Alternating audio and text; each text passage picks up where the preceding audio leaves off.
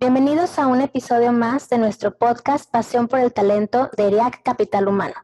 Mi nombre es Saraí Corona, directora de Desarrollo Organizacional de AutoZone de México. En esta ocasión estaremos conversando sobre cultura organizacional con propósito. Nuestro invitado Carlos Vivar nos compartirá información de gran valor sobre este tema. Encantados de contar contigo el día de hoy, Carlos. Muchas gracias, Saraí, y gracias también, Edia, por la gentil invitación. Gracias, Carlos. Y bueno, pues empiezo presentándote. Carlos Vivar, ejecutivo peruano senior en gestión humana, con más de 35 años de experiencia en empresas multinacionales de servicios y de consumo masivo. Actualmente es director de talento en Arca Continental. Carlos es licenciado en Relaciones Industriales y tiene un MBA por el PAD de la Universidad de Piura en Perú. Carlos, nuevamente bienvenido a este podcast. Y bueno, pues empecemos por romper un poquito el hielo y me gustaría a lo mejor, Carlos, escuchar o que me platicaras qué hizo que tomaras la decisión de hacer lo que haces hoy. Mira, yo llegué a los recursos humanos de una manera circunstancial, ¿no? Cuando yo terminé la escuela y pensaba qué cosa quería estudiar, como mi papá es abogado, yo ya tenía mi destino hecho y tenía que ser abogado también, pero por ahí encontré una carrera que se llamaba, en aquella época se llamaba Relaciones Industriales, ¿no? Y me gustó y comencé a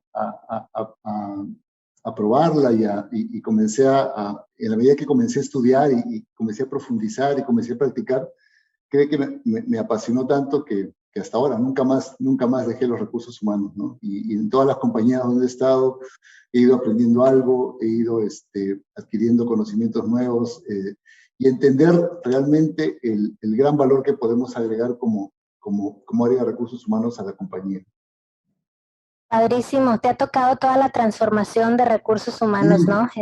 Cómo han ido incluso cambiando los nombres de las carreras y todo, pero bueno, qué padre que te decidiste por esta rama. Muchas gracias por compartirlo, Carlos. Y pues entrando un poquito en materia, ahora sí me gustaría empezar con algunas preguntas. Antes de eso, pues platicar que existen variaciones al concepto de cultura organizacional, mientras que para unas personas se considera un conjunto de percepciones, para otras pues son valores institucionales. En los últimos 2 años ha cobrado especial relevancia la necesidad de estar más cerca de nuestros colaboradores y sus familias. Con base en esto, Carlos, en tu opinión, ¿cuáles son los elementos determinantes de la cultura en una organización? Mira, si partimos de que la cultura en una compañía es clave para el funcionamiento de la compañía, a propósito, Harvard Business Review habla de que entre 20 y 30% del rendimiento empresarial depende directamente de la cultura corporativa. Entonces, yo te diría que hablar de cultura es hacer referencia a normas, valores, formas de pensar, formas de hacer las cosas en una compañía, ¿no? Ya sean que estén explícitas o no, ¿no? Pero es la forma como se hacen las cosas en el día a día de la organización, ¿no? Y eso influye en todos los niveles de la compañía, desde el estilo de dirección hasta la imagen que proyecta la empresa, hasta cómo se sienten los colaboradores de una empresa haciendo lo que hacen en el día a día, sea en la función que tengan, ¿no? Entonces, la cultura de una compañía incluye, por un lado, códigos de comportamiento, normas, protocolos, procedimientos, políticas, etcétera, pero también actitudes, tradiciones, valores, patrones relacionados que se han ido creando con el tiempo y conforman eso que se llama el ADN de una compañía, ¿no? Entonces, tú puedes hablar de elementos como visión, valores, estructura organizacional, el mismo talento humano, las prácticas empresariales, etcétera, ¿no?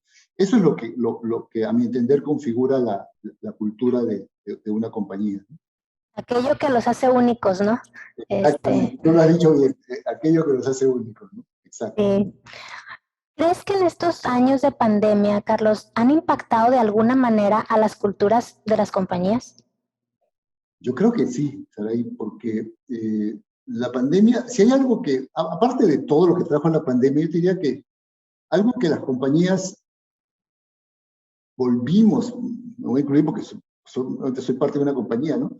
Volvimos a descubrir fue la importancia del trato humano, ¿no? De estar cerca de la gente, ¿no? Es algo que siempre estuvo, pero a lo mejor como que no fuimos tan conscientes como en esos 2 años de pandemia, ¿no?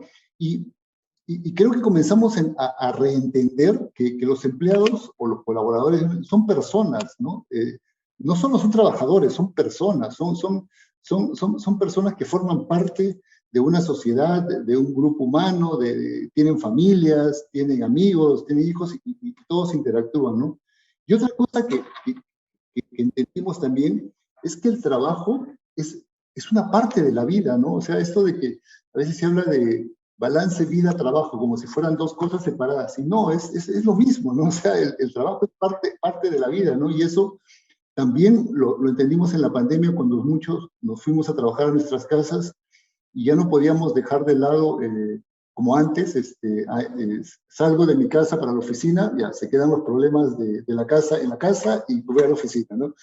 Trabajo hasta las 5, salgo a las 5 de la oficina y dejo los problemas en la oficina y me voy a la casa. Pues bien, todos en estos 2 años, para muchos, todo esto se mezcló, ¿no es cierto? Al final, y entendimos que el trabajo es un subconjunto de la vida, si lo queremos llamar de alguna manera, ¿no? Y eso repercutió en las culturas de las compañías, ¿no? Porque al final ya no era lo mismo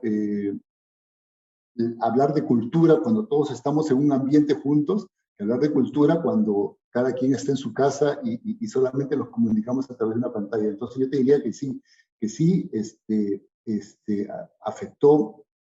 Claro, reinventarnos, ahora sí que nos llegó a todos sin aviso y volvimos a los básicos. Y hablando de ese trato humano que mencionas, ¿cómo podría verse reflejado en la cultura de la compañía? Mira, es bien importante ese trato humano, ¿no? Y de hecho, Gartner, esta consultora de recursos humanos, habla mucho de eso, ¿no? Habla de cómo hoy en día el concepto de propuesta de valor al empleado ha cambiado, ¿no? Porque ahora todo gira o debería girar en torno a la persona, ¿no? O sea, ¿cómo le garantizas a tu colaborador que vas a tener una conexión no solo con él, sino de alguna u otra manera con su familia, ¿no? Que estás preocupado no solamente por él, sino también por lo que le pasa a su familia, ¿no? ¿Cómo le garantizas que tú como compañía vas a ayudarlo a crecer, a desarrollarse, a ser mejor persona, a ser mejor trabajador? Vas a estar preocupado por su bienestar, ¿no? Por su bienestar no solamente físico, ¿no?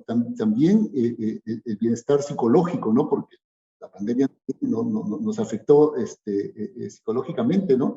Y también por su bienestar financiero, ¿no? Porque al final, si una persona tiene problemas, ya sea físicos, mentales o financieros, eso va a afectar su rendimiento de una u otra manera, ¿no? Entonces no se trata solamente de un acto de caridad o simplemente por hacer un favor, ¿no? Es algo que te toca como compañía hacerlo, ¿no? Porque de eso también depende la productividad y el desempeño de tu colaborador, ¿no? Y, y, y todo ese trato humano, podemos llamarlo como queramos, ¿no? El trato humano es eso, es estar más cerca de la persona, ¿no? O sea, no ver a la gente como un grupo de personas donde todos hacen lo mismo, ¿no? Sino tratar de ver la realidad de cada uno. Yo sé que esto, a medida que las compañías son más grandes, es más difícil, ¿no? Porque, claro, en una compañía de 15 personas lo puedes hacer muy fácil, puedes conocer a cada uno, pero en una compañía de 50,000, 60,000, 80,000 personas es más difícil, ¿no? Pero tienes que hacerlo a través de los líderes, ¿no? De los jefes, supervisores, como se llamen, ¿no? A través de ellos tienes que ser. Ellos son los que tienen que estar pendientes de su gente, ¿no? Y obviamente eso hay que enseñárselo a los líderes, ¿no? Porque no todos están preparados para eso, ¿no? Pero ese es el rol que tenemos como áreas de recursos humanos en esta nueva realidad, ¿no? Claro, pero ahora sí que como comentas, los líderes tomaron un papel fundamental y ahorita que decías el concepto de bienestar, un bienestar integral, es lo que ahora estamos buscando, ¿no? En tu opinión, Carlos, ¿cómo podríamos determinar si debemos ajustar o modificar la cultura organizacional de nuestra organización? Mira, es interesante lo que dices porque yo creo que esta transformación que se ha dado con la pandemia, transformación que ya venía, ¿no? Pero se ha acelerado en estos 2 años y que tiene que ver fundamentalmente con lo digital, ¿no? Lo digital entró a tallar en la vida de las personas, de las empresas y comenzó a cambiar muchos procesos, ¿no? Pero, ¿cómo impacta eso en la cultura, ¿no? Impacta porque la forma de hacer las cosas está cambiando, ¿no? O sea, al inicio hablamos de que la cultura define cómo se hacen las cosas en una compañía, ¿no? Pues bien, esa forma de hacer las cosas en una compañía se está viendo impactada por lo digital, ¿no? Lo digital está cambiando la forma en que nos relacionamos, en que vendemos, en que compramos, en que interactuamos, etcétera, ¿no? Pero hay otra cosa más, y es el hecho de que vivimos en un mundo cada vez más incierto, ¿no? O sea, las compañías antes hacían sus planes de 1 año, 2 años, hasta 5 años, pero hoy en día creo que ni los planes de 1 año aguantan porque todo cambia tan rápido, ¿no? Entonces, como líder, también tienes que aprender a gestionar la incertidumbre, ¿no? Porque antes, ¿cómo te medían? O sea, ¿cómo sabían si tú eras bueno o no? Eran buenos si tú hacías tus planes, se cumplían tus planes y se lograban las metas que tú te habías propuesto, ¿no?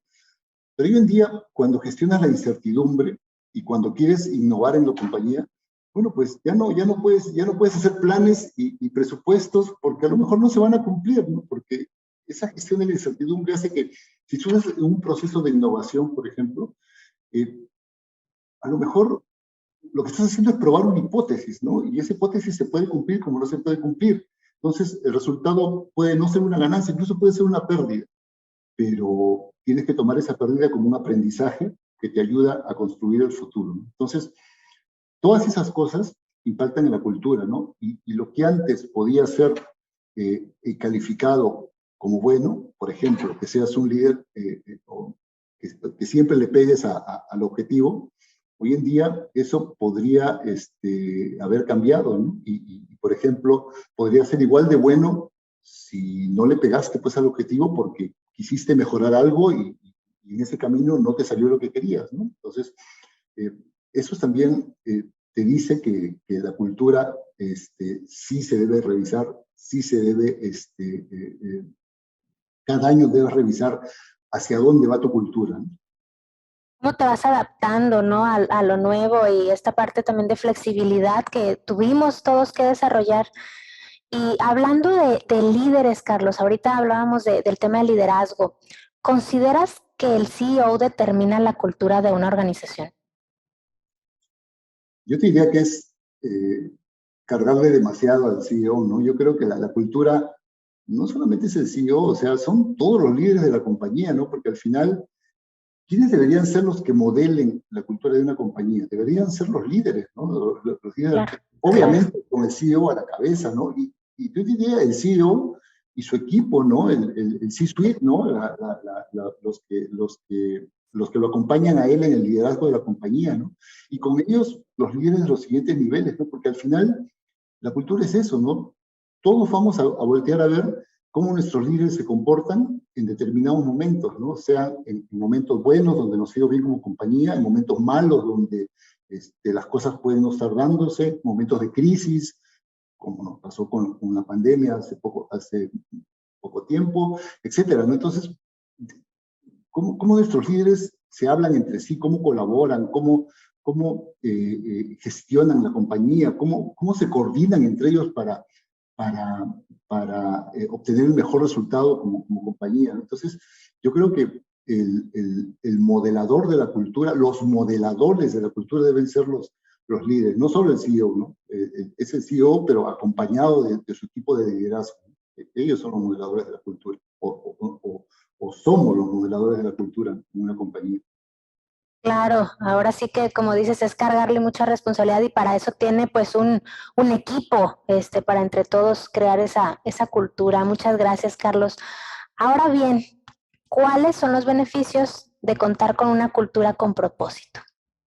A ver, es bien importante el tema del propósito, ¿no? O sea, que va más allá de lo que antes conocíamos pues como la visión, la misión de las compañías, ¿no? Va más allá, o sea, ¿qué sentido tienes tú como compañía en la sociedad donde estás, o en el país, o en la región, o donde estés, ¿no? ¿Qué buscas como compañía? Y el propósito va más allá de impactar en clientes o consumidores, ¿no? Va más allá, hay muchos públicos de interés que pueden verse beneficiados con el propósito de una compañía, ¿no?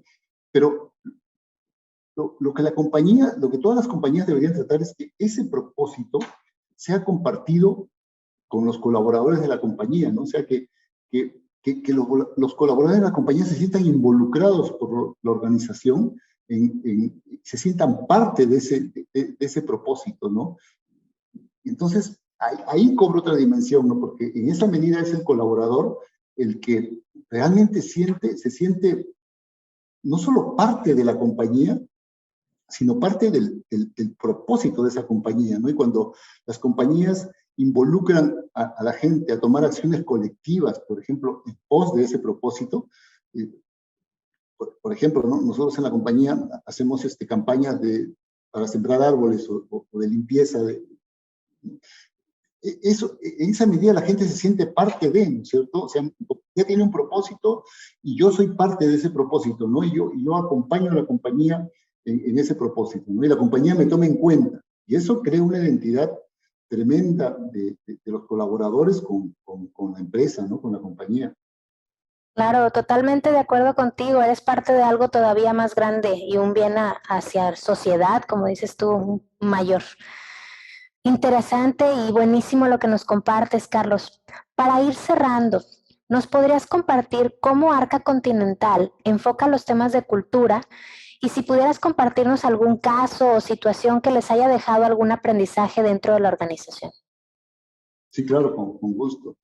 Mira, cada compañía tiene su propia interpretación de lo que es cultura organizacional, ¿no?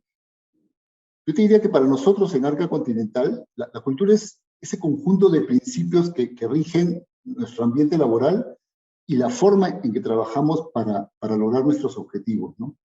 Ahora, para nosotros la cultura tiene forma de principios culturales, nosotros le llamamos así, ¿no? Nosotros tenemos 5 principios culturales, ¿no? Que es enfoque en los colaboradores, transparencia, enfoque en el cliente, cambio e innovación, orientación a resultados, ¿no? Esos son nuestros 5 principios culturales.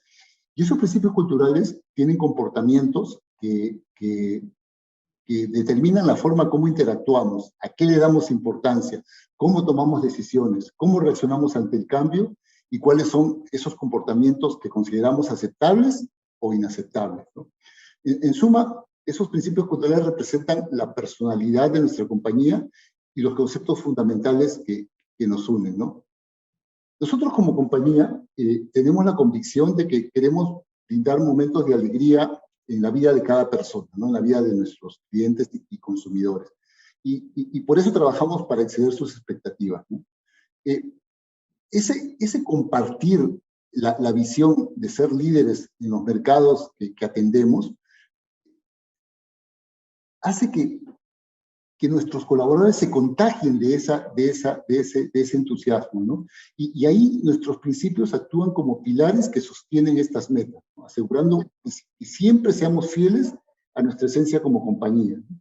Por eso nosotros decimos que los colaboradores de Arca Continental deben adoptar estos principios, deben seguir los comportamientos que estos principios traen y que te digo más, ¿no? Estos comportamientos están definidos para los colaboradores, pero también tenemos definidos comportamientos para los líderes de la compañía, que tienen un nivel mayor de exigencia al resto de colaboradores, ¿no? Porque a nuestros líderes, obviamente, como te decía hace un rato, les pedimos que sean los modeladores de la cultura. Entonces, hay comportamientos traducidos en algo que nosotros les llamamos el código de liderazgo, que representan la forma en cómo estos comportamientos se deben llevar en el día a día, ¿no? Tú me preguntabas de una experiencia. Mira, yo te puedo contar que, por ejemplo, durante la pandemia, ¿no? En el 2020, ¿no? Cuando de repente vino la pandemia de improviso y Y bueno, nosotros, los que trabajamos en oficinas, pudimos irnos a nuestras casas a seguir trabajando, pero teníamos gente que tenía que seguir haciendo su labor donde le tocaba. Nuestros vendedores tenían que seguir vendiendo en la calle. Nuestros operadores en las fábricas tenían que seguir yendo a las plantas a trabajar. Nuestros almaceneros tenían que seguir yendo a las bodegas, a los almacenes a trabajar. Entonces, ¿qué nos tocó hacer a nosotros como empleados, como gente del staff, ¿no?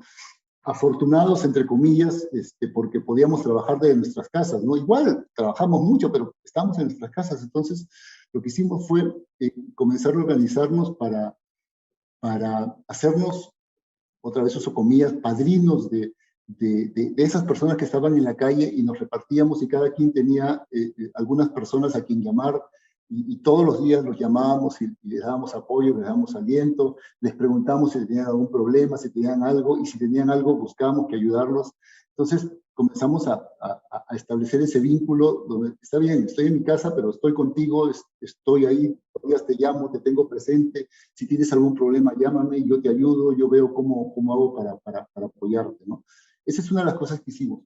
Y otra de las cosas que hicimos fue comenzar a recopilar buenas acciones que comenzaron a darse en el día a día, ya sea con nuestros vendedores, con nuestros operadores, etcétera, y comenzamos a recopilar por intermedio de los mandos medios, de los jefes, gerentes y supervisores de las plantas, esas acciones, las ligábamos a nuestros principios culturales, y de un momento a otro comenzamos a generar reconocimiento, acciones de reconocimiento por esas cosas que pasaban en el día a día, que podían no tener repercusión, pero nosotros nos encargábamos de hacerlas públicas, ¿no? Entonces, a mucha gente le comenzó a llegar cartas del director general de la compañía, felicitando, oye, te felicito porque ayudaste a un cliente en determinada circunstancia, etcétera, ¿no? Entonces, comenzamos esas pequeñísimas acciones que pasaban en el día, que quizá hubieran pasado desapercibidas, comenzamos a hacerlas públicas, comenzaron a ser reconocidas, como te digo, eran cartas del mismo director general de la compañía,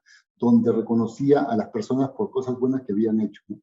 Yo creo que eso impactó favorablemente en que estos momentos tan difíciles se sobrellevaran mejor, ¿no? O sea, la gente que tenía que hacer sus labores en la calle o en las plantas, en determinados lugares, se sentía respaldada, se sentía apoyada, ¿no?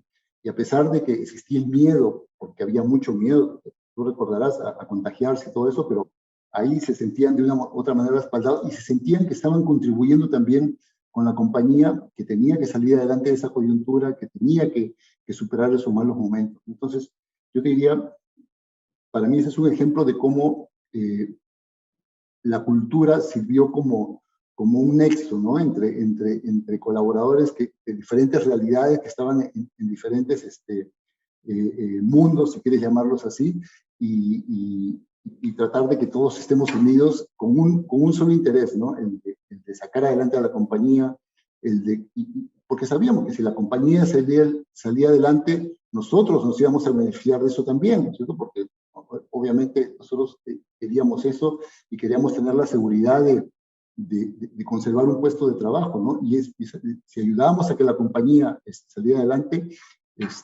nos íbamos a sentir tranquilos de que íbamos a poder seguir trabajando para esta compañía. Entonces, para mí ese es un ejemplo de cómo la cultura te mueve y te moviliza a actuar de determinada manera, ¿no? No, yo creo que es un excelente ejemplo, Carlos, tratando de hilar todo lo que nos has venido platicando, el cómo se transformó la cultura, el cómo se pusieron con más, digamos, importancia a la parte humana, al trato humano, el cómo se conectaron de una manera diferente. Y me encantó el concepto ahorita que decías, el crear momentos de alegría. Creo que esto fue una gran, ¿cómo te diré? Pues práctica, de una manera de llevar a la experiencia lo que ustedes promulgan en su propia cultura, ¿no? Muchas gracias por compartírnoslo. Y bueno, Carlos, pues la verdad de gran importancia el tema que nos compartes. Agradecemos mucho tus recomendaciones y el tiempo que nos brindaste en esta plática. Por último, me gustaría a lo mejor cerrar con una pregunta a lo mejor ya más personal, y es que nos pudieras recomendar qué has leído en los últimos meses que nos pudieras, pues ahora sí que recomendar a la audiencia de ERIAC. A ver, ¿qué he leído? Eh, Mira, hay un libro que me gustó mucho, que no lo he terminado todavía de leer, lo estoy leyendo, que se llama Aquí no hay reglas, es del fundador de Netflix. Está muy bueno realmente porque te habla de cómo van a ser las compañías en el futuro, ¿no? O sea, sin reglas, con flexibilidad total. Digo, yo sé que en una compañía como Netflix a lo mejor puede hacer más fácil hacer esto porque es una compañía nueva, de tecnología, etcétera, pero ese es el futuro que se nos viene, ¿no? Un futuro donde vamos a tener que confiar más en la gente, vamos a tener que darle a la gente la flexibilidad que necesite, ¿no? Va a ser un camino largo, pero vamos a tener que transitar por eso. Ese es el libro que me ocurre. Hay otro libro que leí también hace poco, es de Carrot Principle, el principio de la zanahoria, que es un libro que habla de reconocimiento, ¿no? Pero cómo el reconocimiento impacta o debería impactar en los resultados de la compañía, ¿no? No es simplemente el reconocimiento que tú das por dar la palmadita en la espalda, ¿no? Sino realmente buscas un reconocimiento que impacte en el desempeño y al impactar en el desempeño mejora los resultados de la compañía, ¿no? Sí, se llama The Carrot Principle, que también está muy bueno. Súper interesante. Y sí, el de Netflix, ahora sí que podemos decir, hay una cultura disruptiva, pero ya que lo empiezas a desmenuzar, dices, bueno, para allá vamos, ¿no? Entonces sí, creo que es algo a lo mejor del futuro de a dónde vamos las organizaciones. Pues te agradecemos muchísimo, Carlos, que nos hayas compartido tus aprendizajes y recomendaciones el día de hoy. Con esto estamos cerrando nuestro podcast y bueno, pues muchas gracias también a nuestra audiencia por escucharnos. Los esperamos en el siguiente episodio de Pasión por el Talento. Hasta la próxima. Muchas gracias.